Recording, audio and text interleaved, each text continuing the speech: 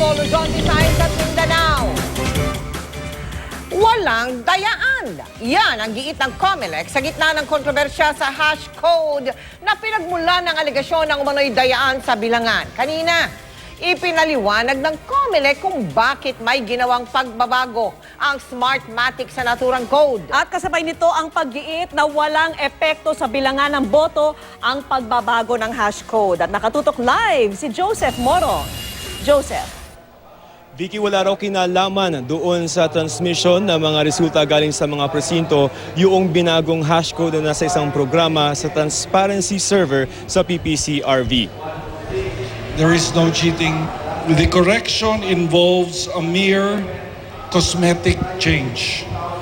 It does not in any way change the results, the counting and the canvassing of the votes, and the source code of the automated election system.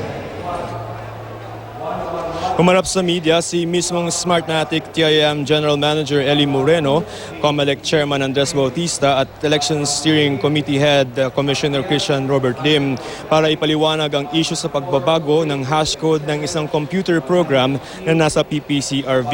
Ang hash code ang pinaka-ID number na kinikilala ng mga programang tumatakbo na sa Automated Election System o AES na ginamit sa eleksyon 2016 para matiyak na tama ang mga election returns na nagmumula sa mga vote counting machines sa VCM. Paliwanag ni Bautista, 7:30 p.m. daw ng May 9 sa PPRCRV headquarters, may nakapansin sa script o ito yung utos sa programa na may question mark ang ilang bahagi ng pangalan ng ilang kandidato. Kaya binago raw ito ni Smartmatic Project Manager Marlon Garcia at hindi ito sa lahat ng tatlong server ng COMELEC kundi sa transparency server lamang na nasa PPCRV. Wala daw kinalaman sa transmission ng mga boto galing sa mga VCM.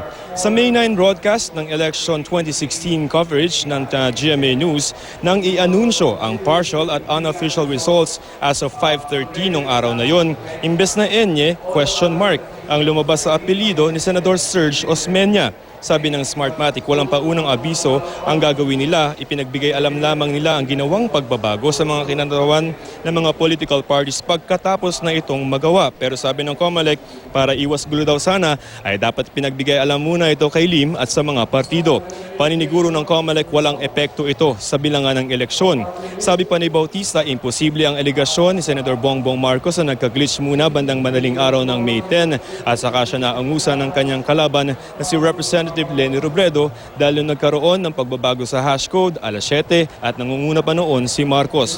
Para mapanatag ang loob ng publiko, sabi ni Lim, ilalabas nila ang hash code na umano'y nabago sa publiko at script o yung utos sa programa para makita kung may iba pang pagbabagong ginawa sa programang tumatanggap ng election returns. Narito ang mga pahayag nitong si Moreno at ni Commissioner Lim.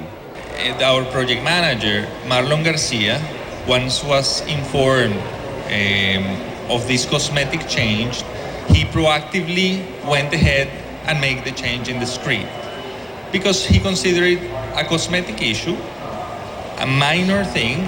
He changed it and then he explained to the political parties and everybody present in the room.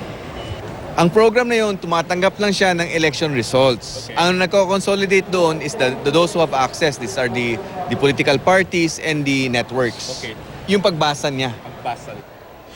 Vicky, nasa proseso na rin daw ang COMELEC ng pagkukumpara noong mga canvas mula doon sa kanilang central server at saka yung nasa transparency server para makita kung may iba pang mga pagbabago. Vicky. Alright, maraming salamat sa iyo, Joseph Morong.